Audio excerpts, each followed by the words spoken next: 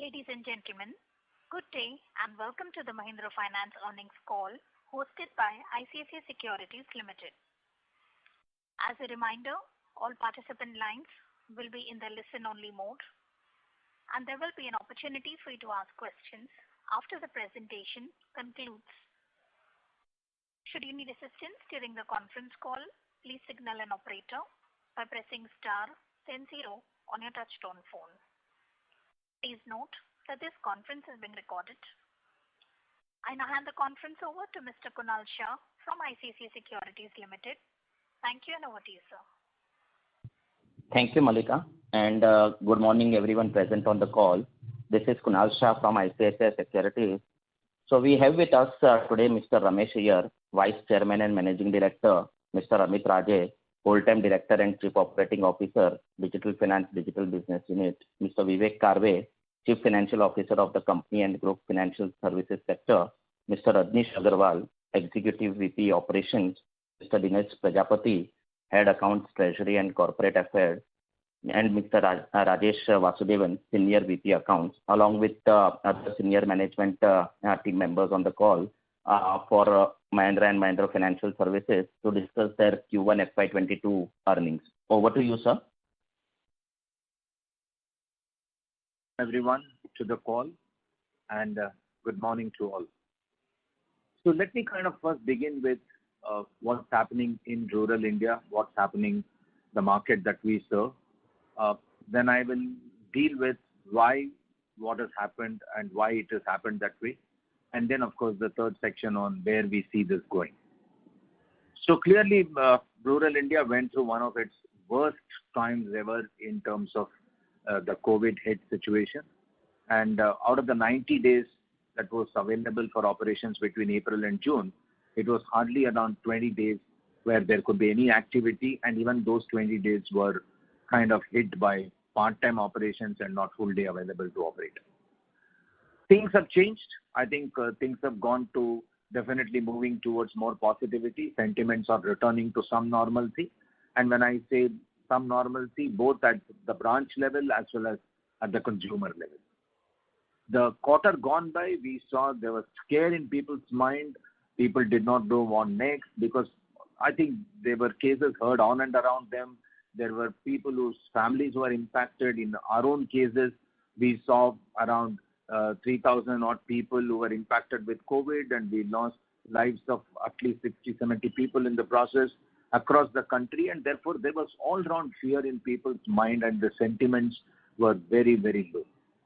The dealerships were not open. The mandis were shut. The banks operated for limited hours, and absolutely no movement on the street. So all of this is what got rural to be in a very confused state of affairs. Amidst all of this, I think the harvest was good. The crop price was also decent and good. But they couldn't sell all their crop in May as mandis were shut. They started selling it in June. Some part cash flows did come in, and some part cash flows will come in July. If you look at the entire rural prosperity hinges around people movement and goods movement, and of course the infrastructure to commence and happen. In none of this front we saw any activity out there, and that's one cause of real pressure that had to be gone through. Has things changed from then to now? As I said, dealerships have opened, mandis are open, banks are operating, our branches are open. People are vaccinated, at least for once, most of them. People have come back to work. Sentiments are returning to normalcy. People are able to travel and meet customers. Customers are able to come to branch. The footfall at the dealerships have gone up. The supply side is getting fixed. Inventory levels are good and decent. The OEMs are very, very bullish about how the market is likely to turn around during this period. I also hear and see a lot of talks about infrastructure opening up in most of the states, because that's one area from where you'd see labor absorption happening, and therefore things are now all set to get into some positivity from here on. In my earlier call, we had also predicted that it will be post-September, that is the festival season onset, is where we would see a turn story. And with the government push on infrastructure and monsoon supporting the market, we believed that the 3 years from then on should be a good period, and we continue to hold our view. Yes, did we see such a steep pressure that we would go through in this quarter in the rural market? I think we definitely saw it when we had this call sometime week of April. We had definitely this standing that the pressure points are mounting, but we had not anticipated that May would be a complete washout and June would take at least 15-20 days to bounce back. And that's one pressure that we had to go through for a fact. We have always taken this approach of partnering the customer in these difficult times and not taking any knee-jerk reaction to situations and scenarios, and we continue to stay with that approach of ours. We have not resorted to major repossessions, and even if we wanted to, possibly it may not have been very easily possible to do so in these circumstances. But nevertheless, our approach was not to be getting major repossessions and build pressure unnecessarily on that front. We were not able to reach out to customer, meet them, talk to them, and only telephonic conversations were possible during those periods, and therefore we were trying and understanding what they are going through, and we're trying to reconcile to the scenario out there. If you look at restructuring, which was offered, which was announced by the regulator, and when we reached out to our customers, some of the thoughts that we heard from them were as follows. Many of them said that they would not want to commit themselves to a long-term restructuring and incur a very high interest burden, because they believed that they would bounce back in a very shorter cycle, and they would have preferred a moratorium-like scenario which was offered in the first round, is what they quoted. Some of them said, if we can pay you some money, please allow us some time and we would continue to keep making some payments, but do not want to resort into restructuring. So eventually the restructuring was taken by only some of those fleet operators who believed that they may need about 6 months to bounce back. Some of the taxi aggregators, the school bus operations, these are the people who then took to some restructuring because they need definitely a 6 months time to bounce back. Otherwise, many of them believe that in a month or two, there would be a return to some normalcy and their earnings would return to normal. I think the other sentiment that we saw in the rural market that impacted us is many of the customers did have money, but were not able to come to pay, or we were not able to go and collect. That was one that we clearly witnessed out there. And in cash collections, I think you would see this for sure. I think the other area that we saw pressures coming from is customers had the money, but with uncertain future, they did not want to discharge the liability, but rather store the money for any future eventuality. And this is what really caused the pressure for us in the third quarter.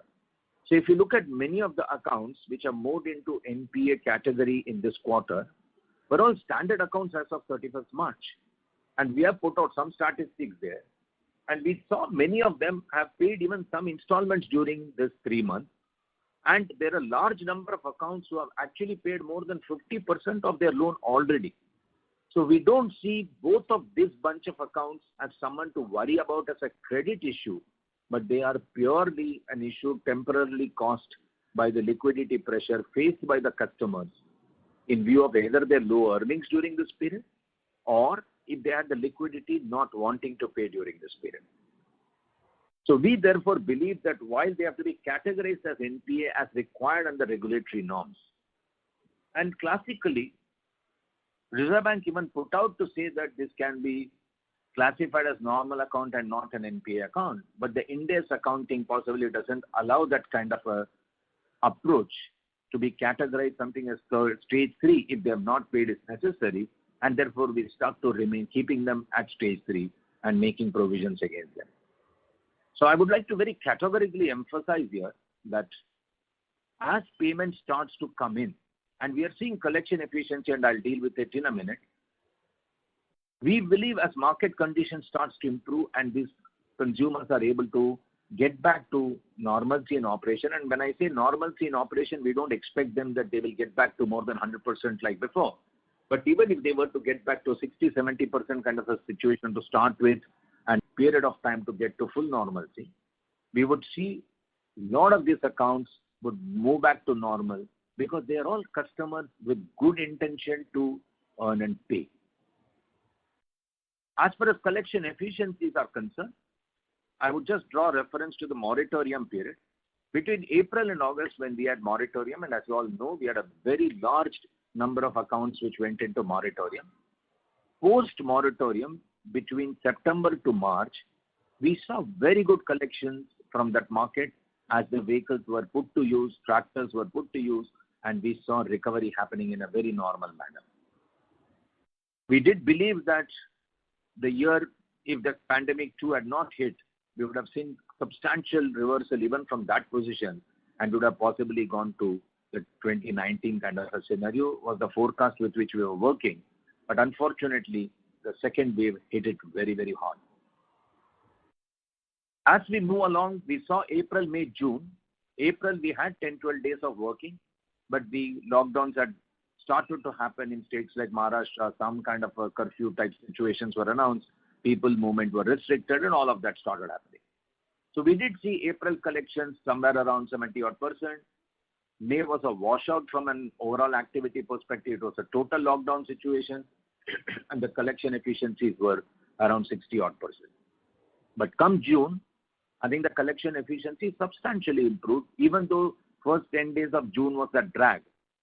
Post whatever happened, things started to improve. And if we were to consider including the restructured contract, the collection efficiency went highest to 105%. But if that was to be knocked off, we were upward of 90-odd% by pure collections, which was a direct reflection of the customer intention to come and pay, our ability to go and collect, customer using bank transfer, all kinds of formats were used, and clearly the collection efficiency started to improve.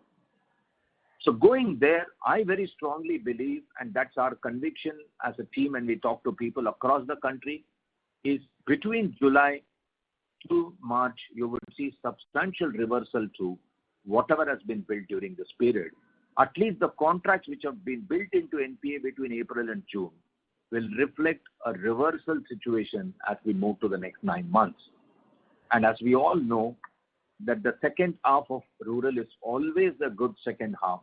And with expected normal monsoon, I think we should be beneficiary of the changing cash flows of that market, changing fate of that market.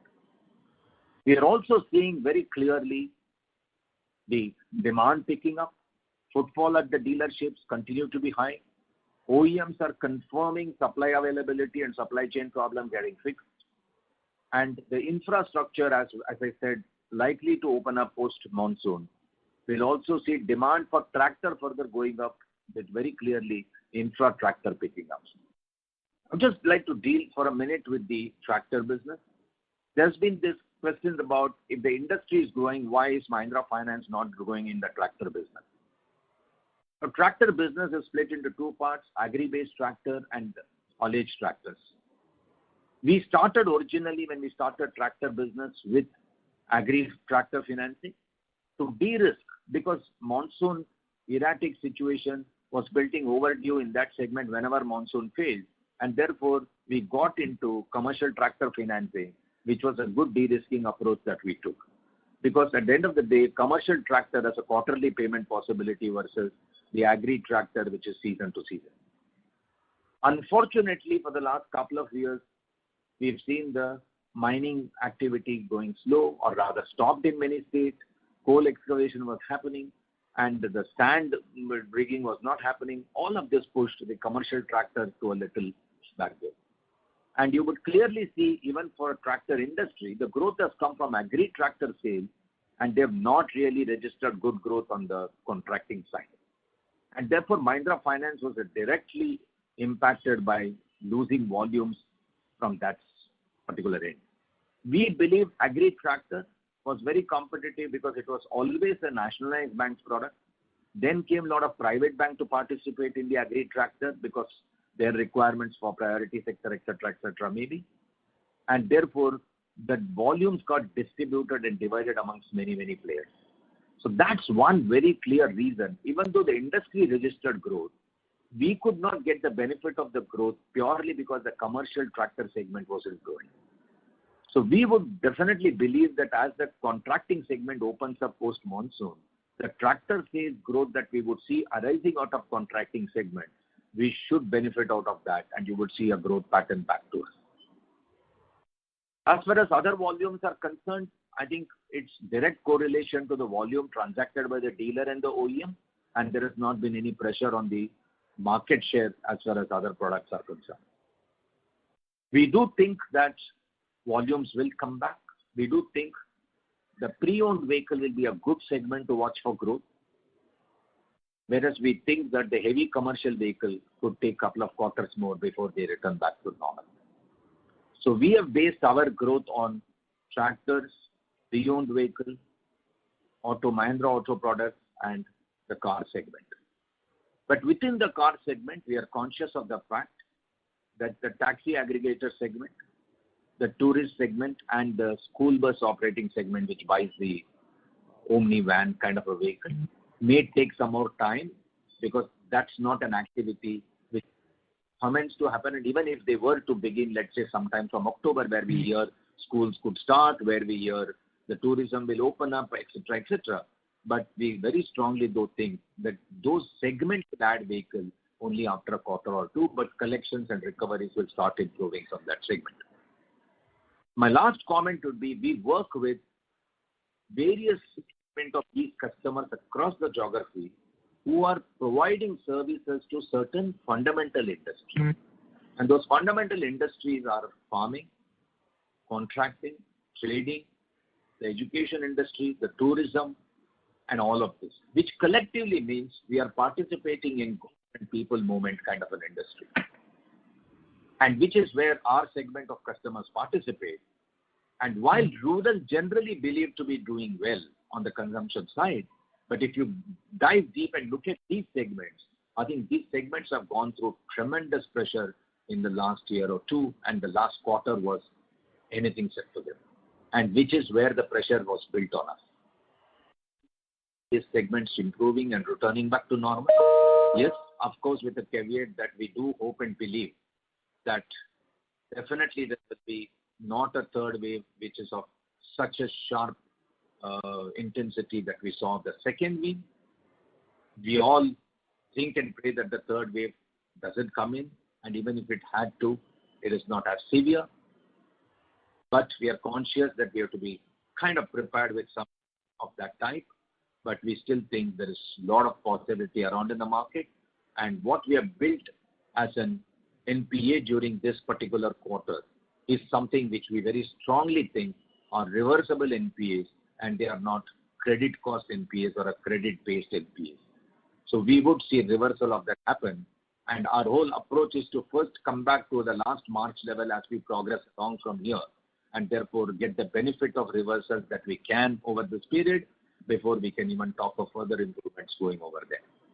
So far as the margins are concerned, I don't think we are still under any pressure of our lending rate pressures, and our borrowing cost is one of the best.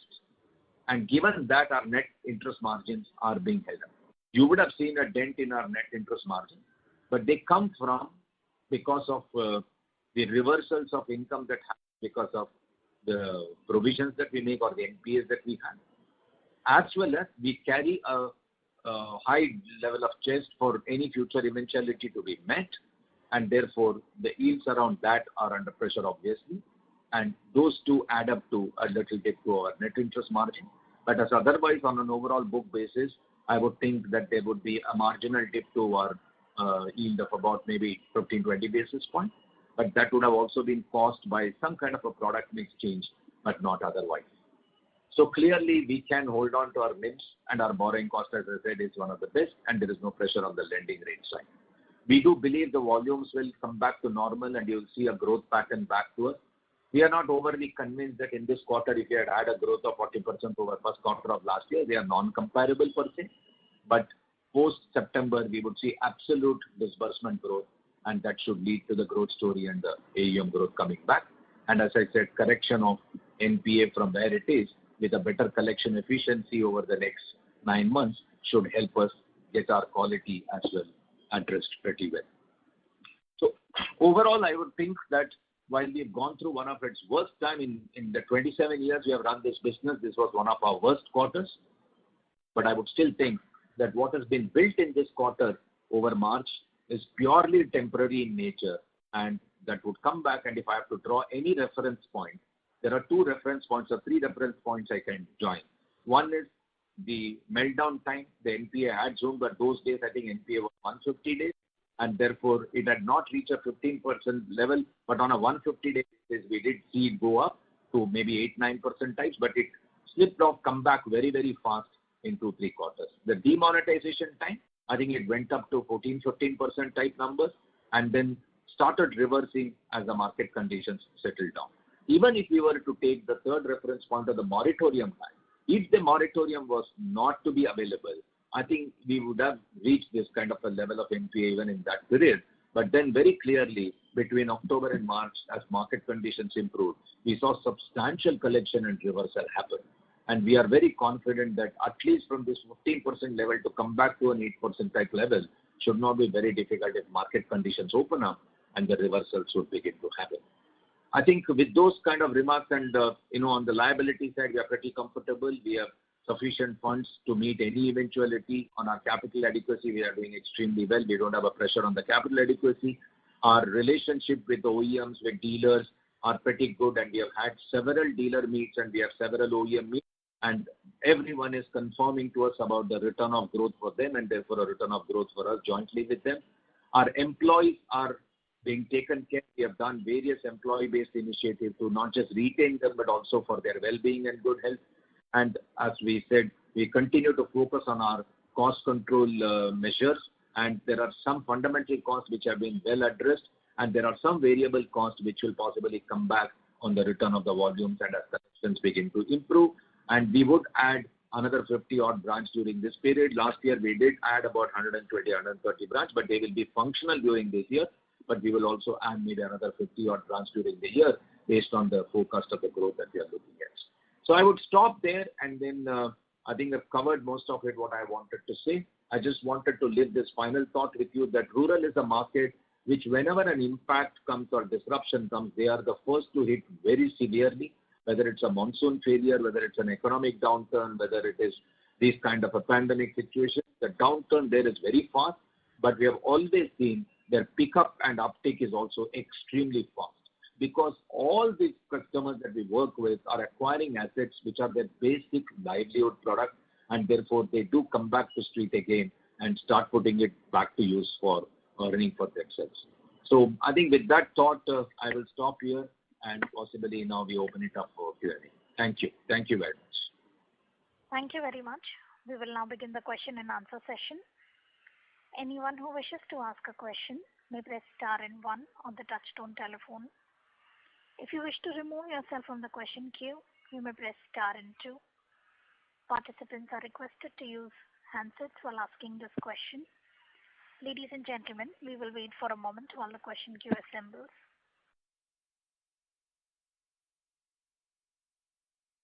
The first question is from the line of Aras Sangai from VT Capital. Please go ahead. Yeah, hi sir. Thanks for the opportunity and hope all well at your end. So I have 2 questions. My first question would be a data keeping question. If you could tell me the exact quantum of interest reversals that we had to face through, just to get to what would our NIMs would have been if we wouldn't have such a large slippage.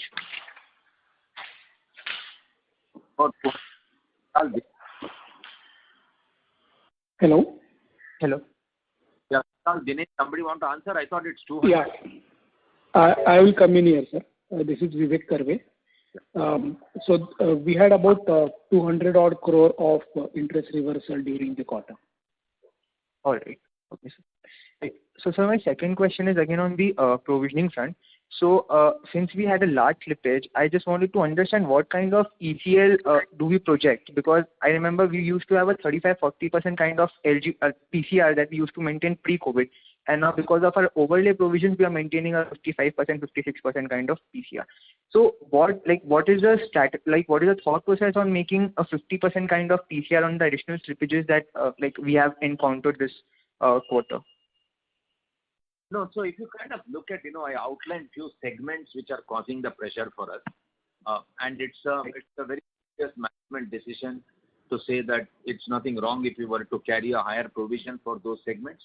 and if they were to return to normalcy, we would get the benefit. So far as the basic formula-based ECL is concerned, I think we are still in the vicinity of 35-40%. We are not seeing increased loss coming from any repossession disposal at all. So therefore, we don't think the fundamental formula is changed. It is just that the management overlay on the basis of those segments where we very clearly see what is the pressure that we go through from the street, and therefore why not remain a little more prudent on that front is the only approach we have taken. And as things normalize, I think we will come back to our 35-40% kind of a number. Vivek, you want to ask if I missed or? Yeah, you are right, sir.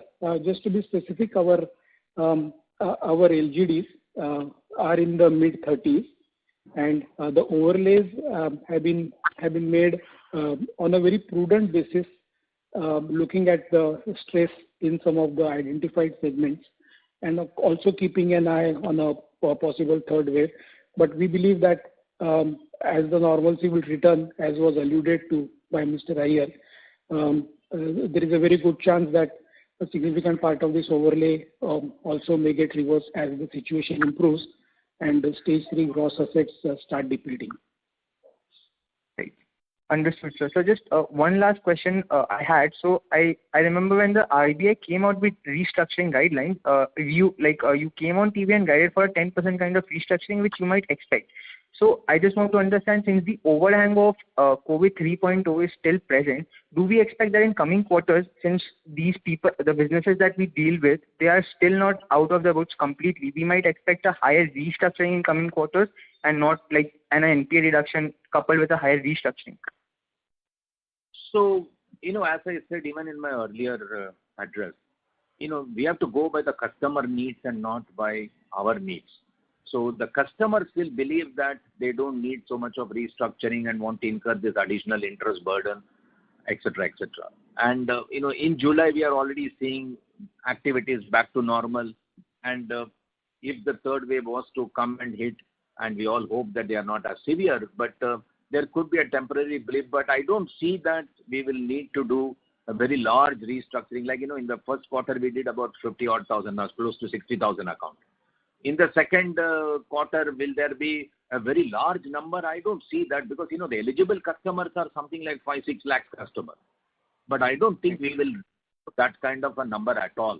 It will be another 30-40,000 accounts, if at all, coming from the heavy commercial segment, if they are going to take a little longer, or the contracting segment and those kind of stuff. But other than that, I don't see that this number is going to be abnormally large. Understood, sir. That's it from my end, and all the best for the coming quarters. Thank you. Thank you. Thank you. The next question is from the line of Mahrukh Adajania from Elara Capital. Please go ahead.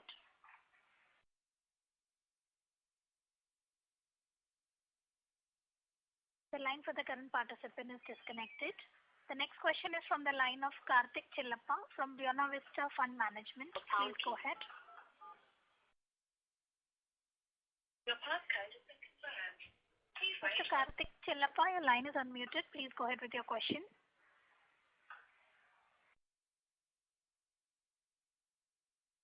The line for the current participant is disconnected. We move on to the next question, which is from the line of Dhaval Kala from Aditya Birla Sun Life.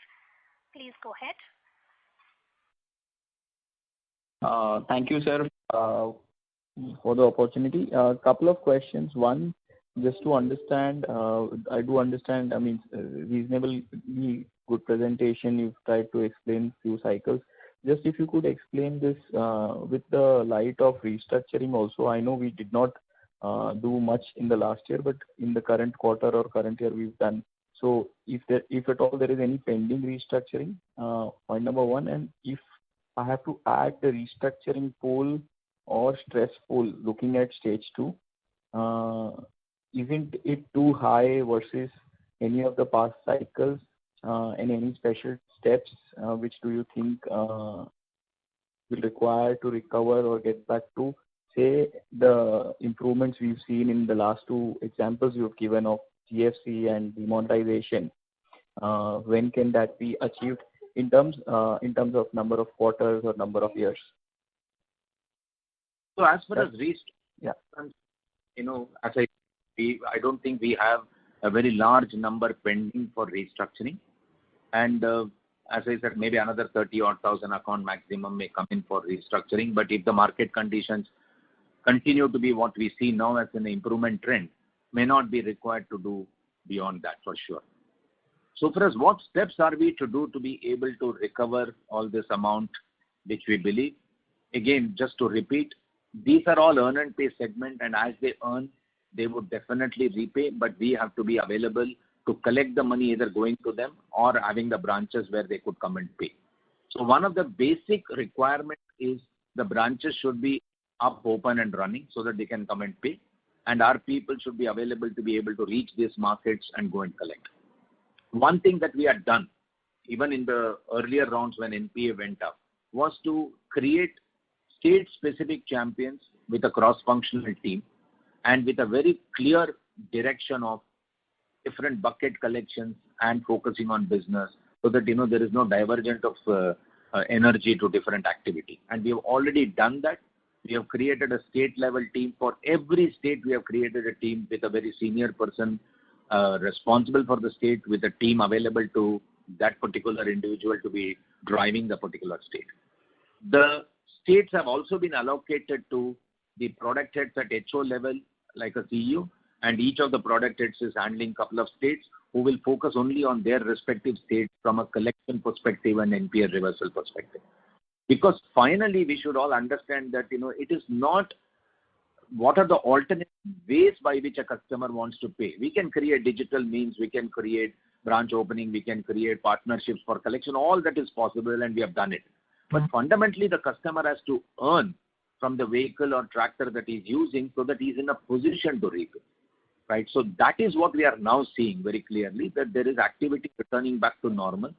And once that happens, then this kind of a structure that we have created will help us collect much better from those markets.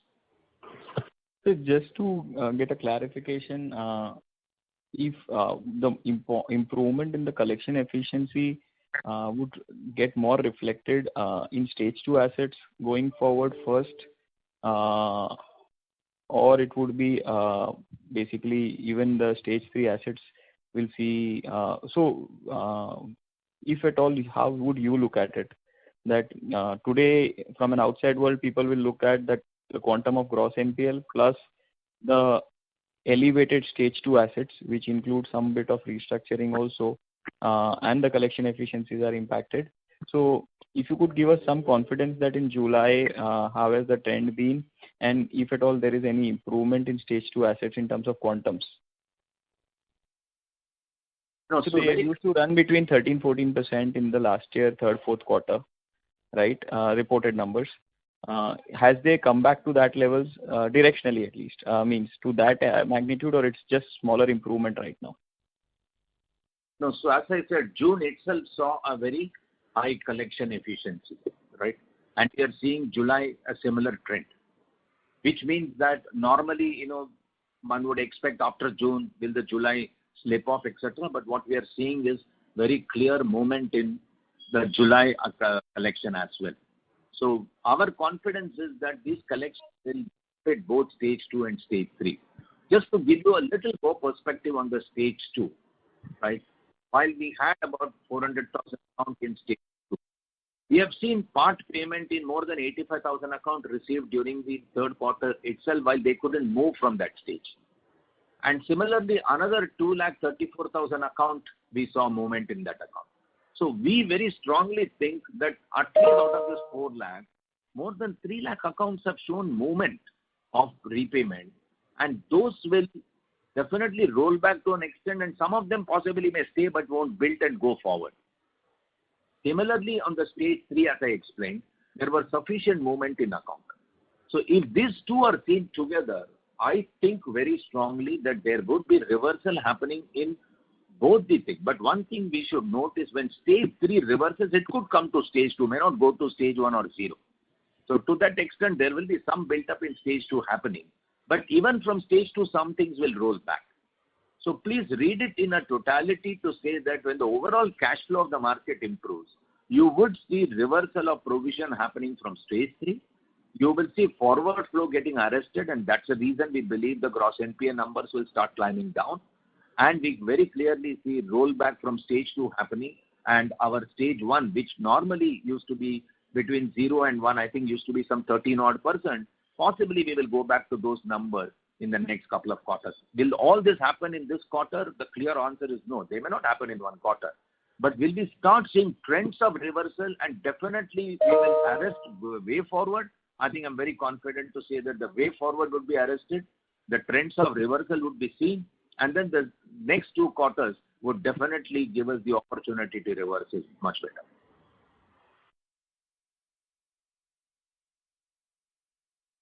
Sure, sir. That is useful. The other question is maybe because of the pandemic and the current one-off type of impact, but today our net NPL numbers is pretty high. Is there a possibility that RBI or rating agencies put any pressure or clamp down on this type of number? My personal opinion, this is not based on any discussion with anybody, so this is my personal opinion. I think the normal reactions are never on the basis of one quarter. They know that for what reason has the gross NPA gone up, and in spite of that we have made 53% cover. So they know that directionally we are maintaining a higher coverage ratio, and they would want us to understand in 1 or 2 quarters to we see things happening, because we are adequately capitalized and we are carrying sufficient liquidity. So, I mean, what will a rating agency look for and an RBI look for? That we shouldn't be on a default side. If those 2 ends are well taken care, then I think they will have patience to see for 1 or 2 quarters before they can react. And I think in those 2 quarters, we would reflect the directionally how things are changing, and therefore the risk of any kind of reactions, I think we would definitely avert at this stage. But we have not had the discussion for me to make this comment, but my being in the industry for so long and understanding the situation, I think it's never on 1 quarter reaction basis. Sure. Thank you, sir. Just the last piece of question, if I'm allowed. Your expectations on outcome for AUM growth maybe in the coming quarters, and possible revenue, basically margin progression. So far as margin improvement is concerned, I think our best margin, our lending are very good. Our cost is kind of one of the lowest. So I don't think we are seeing a margin expansion from here arising either out of lending rate improvement or a borrowing cost coming down. We don't forecast borrowing cost to come down from here at all. And we are holding, I think, 4-5 months equivalent requirement of funds, so that pressure of holding that money will always be there on. So I think we are okay on the margin front where we are. So far as the growth is concerned, I think AUM growth will also take a quarter or 2, because we would start disbursing, and the improvement in disbursement will happen only from now on. And as we reach March, you would see AUM growth beginning to happen. But to expect in this quarter, will there be an AUM growth, may not be there, because, you just do 4,000 crores of disbursement is what I think we have done in the first quarter. And enough accounts do mature during this period. So I think give us maybe a quarter or 2 more. At least we will watch for how the disbursement growth happens. And I'm very, very bullish to believe that post-September, the demand for vehicle, tractors, pre-owned vehicle will definitely be high, and we would benefit from that. And once that disbursement pick up, I think by March end we should register AUM growth.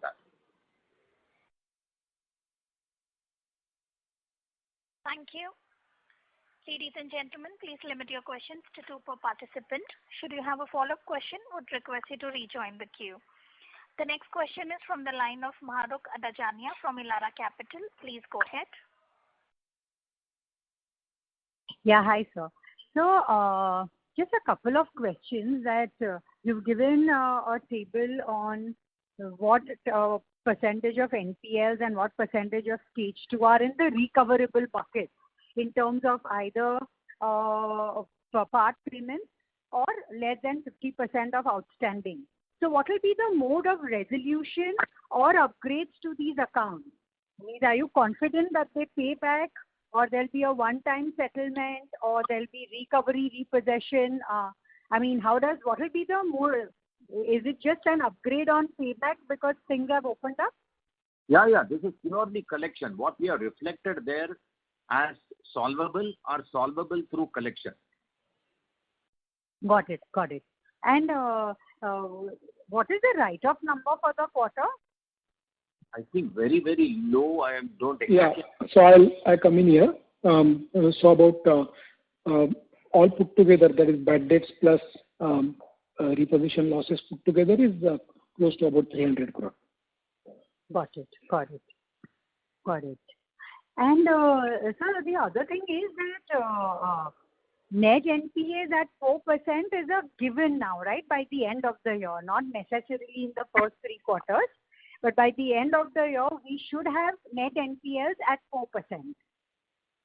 That will be our endeavor, and we hope that the gross NPA comes down to make it net 4 and we don't have to make additional provisions. Okay, but any target by through which, I mean for gross NPAs by the end of the year? I think given where we are, and as I said, corrections would take 2-3 quarters for all of this to reverse clearly. At least our first target would be to reach definitely a March level, so that we don't have a provision burden for the year if we reach last March level. Okay, sir. Thank you. Thanks a lot. What we meant was the gross NPA, and given the provision coverage, we will naturally reach the net NPA. Read it as that. Thank you. The next question is from the line of Manan Tijoriwala from ICICI Prudential Asset Management Company. Please go ahead. Hi sir, I have a couple of questions. So as we are constrained in disbursements, so is this primarily due to stricter underwriting norms, or are you guiding growth only post H1 of this year? So are we seeing our sales infra also being involved in collection? And just linked to this, so how has the on-ground collection team shaped up in the past 1 to 1.5 years? So is there an increase in employee count in the collections team, and what was the count pre-COVID? So I missed you in the first question. First question was, have you tightened your...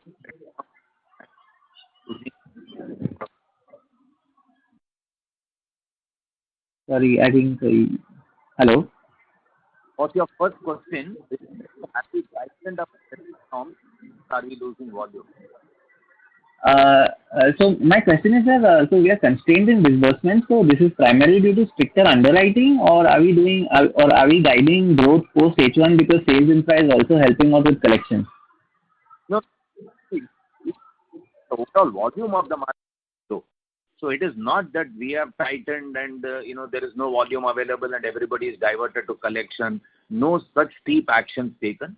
But clearly, overall volume of the market was low last 1.5 year. I mean, if you see, Mahindras have not been able to sufficiently supply vehicles. There has been a constraint. Maruti volumes were low from availability perspective.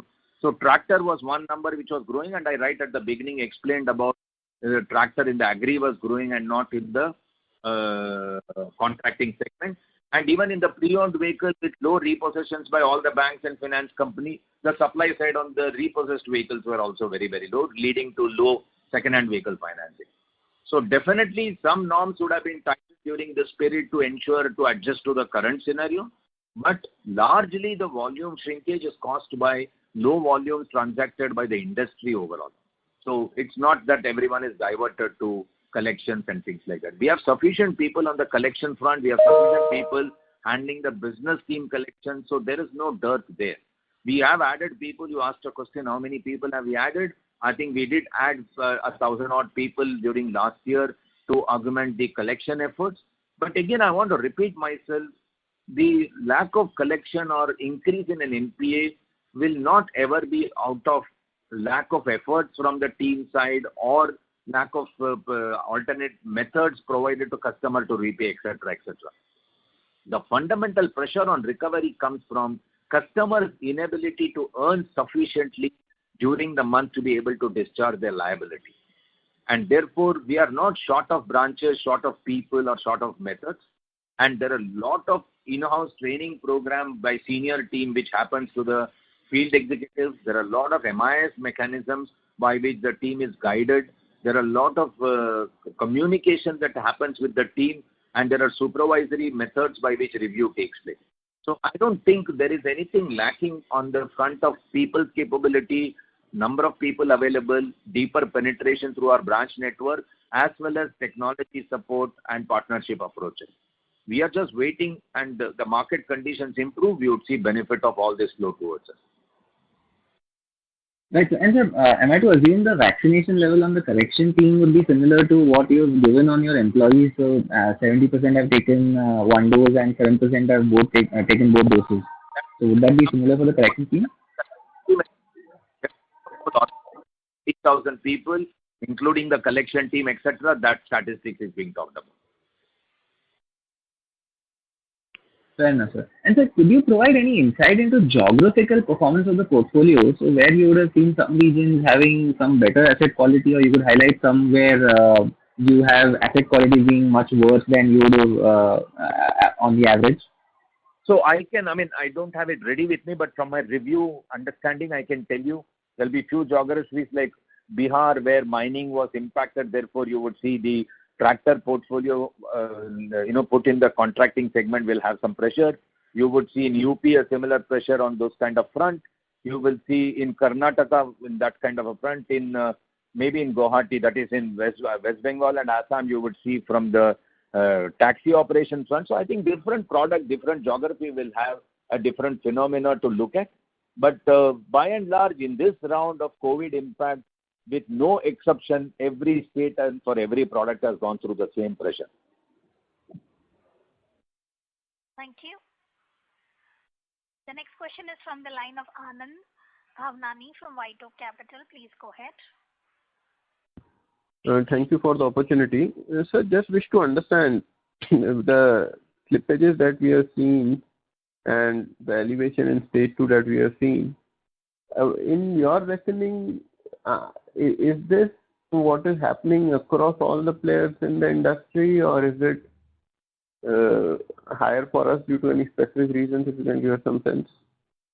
So I may not be able to fully comment on is everybody going through this, but one thing I can surely tell you as a chairman of FIDC, what we hear from every player when we meet as an NBFC body is everyone has got a pressure. Is the degree of the pressure same? May not be so. Because if we are in certain segments of vehicles which others may not be, like for example in our car segment, we do have very clearly taxi aggregators, tourist vehicle and the school bus operating Omni vans, which may not be a product for many of the other players. So therefore in that segment they may not have a problem. There are people who are in tractor business, but if they have larger agri tractor, they will have less problem compared to us as a tractor problem, because we do have a lot of contracting segment tractor, and by nature we are a very large player in that segment, so therefore our pressure point could be high. The reverse could be true when it comes to heavy commercial vehicle. While we do have problems on the heavy commercial vehicle, but the volume that we do on heavy commercial vehicle could be much lower than the other players in the market, and therefore the problem size could be represented differently. So is everyone having a problem? I think my answer would be a clear yes. Is everyone having the same degree of problem? My answer would be no. Different players will have different levels of problem for different product lines. And is everyone done the same level of restructuring? I think my answer will also be no for that. If we have done 2%, somebody might have done 5%, somebody would have done 9-10% also. But that's an individual call a company makes based on their profile of customer and the product line that they are in. Sure. And second question is bit more wider in scope. I would request you to rejoin the queue for follow-up questions, sir. Okay. Thank you. Ladies and gentlemen, please limit your questions to one per participant. Should you have a follow-up question, I would request you to rejoin the queue. The next question is from the line of Amit Nanavati from Nomura. Please go ahead. Yeah, hi sir. Just wanted to check if you can give some color on, so you've given enough color where at least 80%, close to 80% of your stage 2 customers are at least part paying. If you can give further split between, someone who's paying more than 50% of dues and someone who's paying even less than 50% of dues, that'd be helpful. And secondly, I'm looking at the incremental ticket size of the NPA formation. It seems to be relatively lower versus our stock NPA ticket size. So if you can just highlight which segment it's coming from. Sorry, I didn't understand the second question, but let me give you the answer to the first, then I'll take your second question.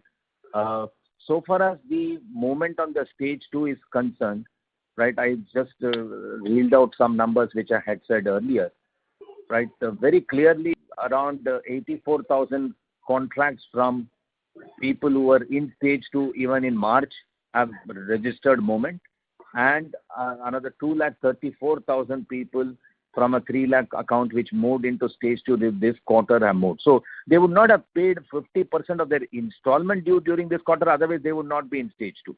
But they would have paid 50% of their contract value, what is due to them. Let's say if they're taken a 1 lakh loan, at least 10,000 of them, about 80,000 of them I'm seeing are someone who have already paid more than 50% of their account and things like that. So I think when we say 50%, we are talking of about 8,000-10,000 people who would have actually paid 50% of their loan already. But as far as part payment movement is concerned, if 3 installments were due, they would have paid 1 installment during the quarter. And the reason why they are in stage 2 is that their 2 installments are outstanding, right? So therefore, they would not have paid 50% of the installment due of the quarter.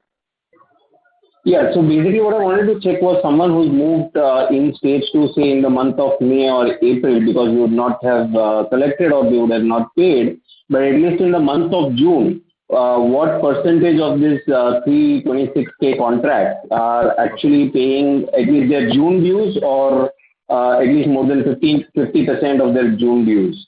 No, so I don't have it by month, but I can tell you that 310,000 accounts actually have moved to stage 2 in the month of April, May, June. And out of that, 234,000 accounts have made payment during this quarter. Thank you. The next question is from the line of Rikin Shah from Credit Suisse. Please go ahead. Thank you for the opportunity, sir. So, firstly, on the asset quality side, both on the absolute as well as relative basis, the deterioration has been higher than the peers. What I'm specifically looking to understand is, A, what is our typical loan approval rates? B, what is the proportion of new to credit customers for us? And C, I heard that we have set up bucket-wise collection teams, but before that, did not have a soft bucket and hard bucket collection team, because the stage 2 loans have also doubled from the steady state normal levels. So that's the first one. And second one, just wanted to understand when you say that 80 to 90% of contracts could see reversals, those will be from the stage 3 and 2 kind of movement basis, right? Not on the P&L credit cost, because even during the demon, we never had the net write backs in the provision terms. We always had some kind of credit cost in the subsequent quarters as well. No, I'm not sure of the last part that you're saying, because at least from this accounts, if they reverse back, you will get a credit back. But obviously, there will be some new accounts coming in, and there will be some additional provisions, if at all required to be made, will be made. But as far as the buckets are concerned, we always had, for the last 5-6 years, we created this bucket approach of soft bucket, hard bucket, and NPC bucket. My clarification was, someone asked a question about, how is the focus on collection and what are we doing? Do we have sufficient team, etc., etc.? And that answer to that was, we already have a bucket-wise team, and then we have sufficient people in the team who are being trained for handling those situations better. I think you started off with something called, what is your accrual or something? I didn't understand that question. This Dinesh, Vishal, anybody, if you have understood that. It is the loan approval rate that he wanted to understand. Okay. Oh, no, I mean, basically, are you trying to find out the AUM degrowth? Is that your question dealing to? No. So actually, I'm trying to understand if, say, for example, 100 borrowers are coming to you for a loan, what is the typical rejection rate that we have, and how much do we approve? Onboarding is how much? Yes. So there are 2 types of onboarding. One is before we take them even into our system and call it as an inquiry, there is a rejection that takes place, and that percentage is very, very high. But once they have moved into our system, after the initial scanning is done by the field executive and the local team, then the rejection is by a systemic approach of various parameters, and there the approval rate could be upward of 80%, 85%. Because they are the scanned customers who have met most of the criteria, but may be rejected because they are asking for a low rate, or they are not willing to give a guarantor, or they are suddenly asking for a higher LTV, those kind of things. But by a profile of a customer's credit acceptability, that rate will be very high rejection before they move into our system for approval. Thank you. The next question is from the line of Vivek Ramakrishnan from DSP Mutual Fund. Please go ahead. Sir, good afternoon. I have two questions. The first one is on the broader rural economy. We heard that there's a lot of state government spending which is happening in the rural economy, and like for example for tippers and such construction equipment, demand has actually been very robust, and the contractors are getting paid. So wanted to know your view about that, as well as rural incomes per se, because there's been a lot of migration away from cities, and so there's one chunk of income which they used to get which has been lost, and whether that is affecting the rural economy. And the second question is regarding the collection efficiency. I think you mentioned some number for July. I'm wondering whether I missed it. So please do let us know collection efficiency for July. Thank you. So let me clarify to you. I didn't put a number for July. I just said that the July collection efficiencies continue to be as robust as what we saw in June. And it put out a number, but you will see a very robust number and when I'm comparing it to June. So far as the rural economy is concerned, yes, we also have a similar view that not all states, but we are seeing signs of local spend happening at different state levels and going to absorb a lot of construction equipment tippers. And if you recall my comment that I made earlier, in a couple of months, you would also start seeing demand for contracting tractors, which are, used for haulage. It's like to pick up in the same direction, and we do definitely see those trends out there. So far as the labor movement is concerned, yes, you're right. A lot of people who otherwise used to be engaged in various mid-town cities, semi-urban markets, etc., and having some parallel income and remit them to rural has kind of slowed down for sure. And that's one of the reasons why the consumption also declined. But I think those are very temporary phases. I don't believe a large population will continue to remain only in. As the open up in different cities, people come back to the cities for their earning. So temporarily, is there a pressure? The answer is clear, yes. But will it be a permanent dent or a shift in the fundamentals of rural economy? My answer is no. So thank you, sir, and good luck. Thank you. The next question is from the line of Anita from HSBC Asset Management Company. Please go ahead. Yeah, thanks for the opportunity. My question here is that, on the collection efficiency front, I mean, you have reported June to be almost 90% collection efficiency. And if I compare the numbers with, previous year similar numbers, they are much better. So in that sense, I'm just trying to understand as to why was the need to create such high provisions and such high provisioning cost in one quarter. Because if you're seeing the visibility that, similar to last year, things are going to get better, what was really the, driver to actually create such high provision costs? After taking significant, write-offs and provisioning, even last year you have done similar, much higher numbers. Okay, so one is last year's first quarter comparison to this year's first quarter from an efficient perspective could be slightly misleading because last year first quarter was with moratorium. So therefore the demand itself was low and therefore the collection looked back was low. Whereas this year there was no moratorium or anything, so it's from an absolute demand perspective. So far as one provision required, and we have put out very clearly certain segments where we continue to see pressure. This is anybody's guess, right? It didn't make sufficient provision, and if our gross NPA was this high, somebody would have said, "Oh, why aren't you making sufficient provision and you're carrying such a high net NPA?" When we make a higher provision, obviously, yes, this question also comes to us, was there a need to do? We as a management have taken a very conscious call, and we said that if there are some segments which are going through pressure, there's nothing wrong prudently making. Of course, this is a provision and it is not a write-off for us to it's gone out of our hands. Right? Therefore, even if it shows a loss for a quarter because we have made such high provision, it's fair and fine with us, but it will get reversed as I have been explaining all through, that when things get to normal.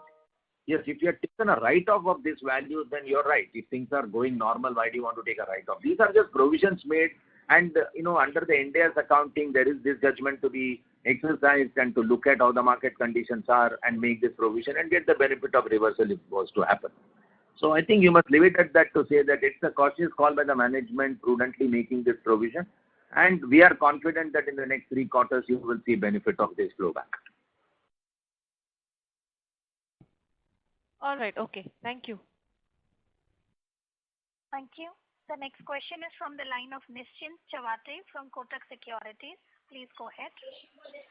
Yeah, hi. Am I audible? Yeah, Nish. Sure. How far do you think are we from, pre-COVID level as far as collections are concerned from the non-delinquent loans, the non-stage three loans?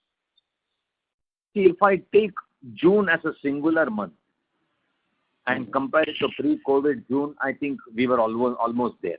Because normally June we get 95-96% collection, sometimes slightly more maybe, but I would think that June was a very good representation. And, without putting out a number, I can tell you July almost represents that.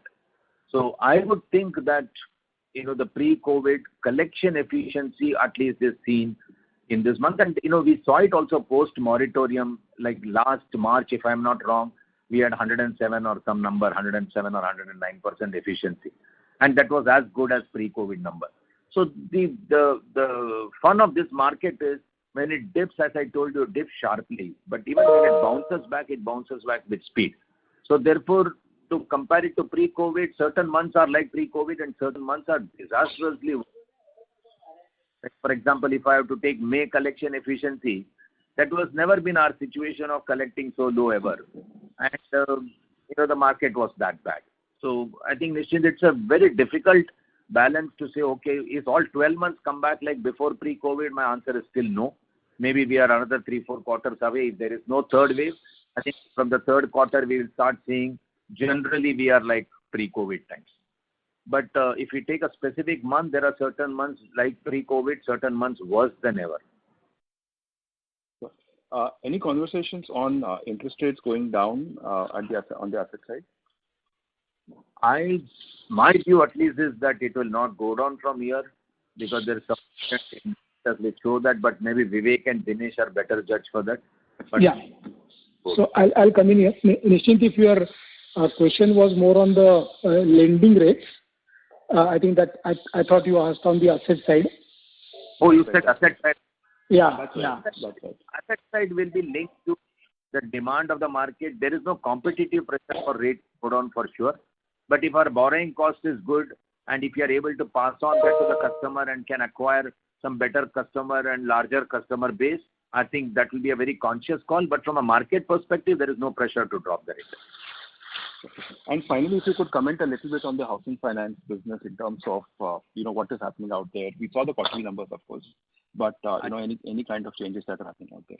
I think their pressure is as much or higher than our pressure because ultimately the asset is not even an earning asset. So therefore, the customers definitely are on a wait and watch mode.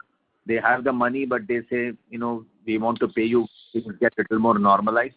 So I think there the improvement will be seen post-monsoon and not before that for sure, because they are also to the harvest and the crop money that they get. And I keep telling this, we have a large exposure in Maharashtra, and clearly Maharashtra is the one which was going through problem, and this round they did well. And if the monsoon turn out good and the crop turns out good, then post-October you will see correction in Maharashtra for sure. But from their stored money, will they start paying for their liability? I hold my views. I don't think they will do that in a hurry. Thank you. The next question is from the line of Abhishek Murarka from HSBC. Please go ahead. Yeah, good afternoon, everyone. Thanks for taking my question. So, a couple of questions. One, on tractors, you made a differentiation between agri tractors and commercial tractors, but in reality, how is it possible to differentiate this? What proportion of your tractor portfolio would you say is agri? The second question is actually, there's been obviously a change at the board, change at the parent level in terms of new management. Have you been discussing anything from a business strategy perspective to make the current business less cyclical? And can you share any new plans with respect to Mahindra Finance going forward? So one very clear differentiation between agri and commercial tractors is commercial tractors are registered. whereas agri tractor are not necessarily to be registered, not required to be registered also. So that's very fundamental level difference that one can see. Second is that repayment structure for a non-agri tractor would normally be quarterly payment, whereas an agri tractor would be half-yearly payment linked to the crop patterns. And third, of course, the differentiation is very well understood by the team which is operating at the local level, and they will therefore very clearly know through the interaction and appraisal methods that which are the tractor and which are non-agri tractor. So they are not very difficult to be understood. The only challenge will be there are some tractors which are used for agri and then also is diverted for commercial purposes in off-season, and those gets recorded separately. And in our internal MIS, we have a very clear differentiation between the three of them. And I don't have the number very readily with me. I don't know if Rajneesh knows the number, but pure agri in our case could be around 25% or 30% of our portfolio is my guess. But Rajneesh, do you have the number? Not exactly, but you're right. It is agri is 30 and majorly it is haulage and haulage plus agri together. One breakup. Now, as far as coming to corporate is concerned, Anish is the group CEO and then he's also chairman of Mahindra Finance. So, first of all, there is a lot of synergy and understanding of the group's expectation and what the group thinks about it, etc., etc. Have we had any plans of new business model, new fundamental change, etc.? You must have all read and seen. One of the biggest introduction is the digital FinCo. So we have created a separate vertical within Mahindra Finance and we run it like a company internally while it's just a SBU within us. Is on the digital finance side where we have Mr. Amit Raje, who is also in this call. He's the COO for the business. He's in the board as well.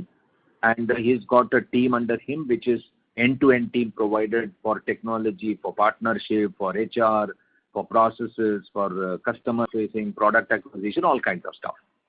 And that is one business that we believe will be a good addition and a de-risking and a game changer internally to a larger extent. And he will use the physical support that's required for that business from Mahindra Finance. And the Mahindra Finance core team will take the digital support that we require from that business. So in a way, it helps Mahindra Finance core business digitize through that. And he gets the physical help from us. So in a way, it's a physical business. We've also kind of put in a team which is focusing on the data side of it. And they are crunching all the last so many years of data that we have of customers, guarantors, OEMs, all kinds of stuff. And we are able to come out with very clear directional approach to where to lend, what to lend, how much to lend, on what to lend, as well as on, how to recover, where to repossess, and all those kinds of forecasting approaches. So that's the other fundamental shift and change that we've seen. My last comment in that direction would also be, we are engaged with a consulting firm which are going deeper into our NPAs and slicing them from various angles and possibilities to really arrive at a root cause of why certain things must be happening, and then to get that corrected over a period by certain process change or a policy change. So these are the three, I would think, approach change that has come in with the interaction with the corporate. And at the corporate strategy level, at the GSO, what we call as Group Strategy Office, there's one Amit Sinha who's joined in of that, and he's coming from 20 years in consulting experience from Bain, etc. And he works very closely with us to help us understand our strategy and also help us redesign it wherever and whichever way required to be done. And, sorry, my last comment is we have a group CTO named Mohit Kapoor who works with us with 50% of his time devoted to us. And he's looking at our technology readiness as well as the gaps that we have. And we've engaged Ernst & Young to do the gap study of our technology, and adequate investment would go into bringing in the required technology and appropriate technology and change course of the industry. So these are the... And if I may just add, the group strategy head is also on our board. Thank you. Due to the time constraint, ladies and gentlemen, we'll be taking the last question now, which is from the line of Sanket Chheda from Batliwala & Karani. Please go ahead.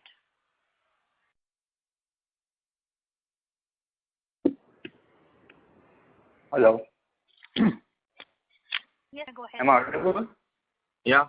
Yes, sir. So my first question was on your guidance on maybe stage 2. So as a total pool now being 19% in stage 2, 15% in stage 3, we have about one-third book which is kind of stress. And on that stage 3, we have provisions of 54, and we see that our LGD-based provisioning is about 35.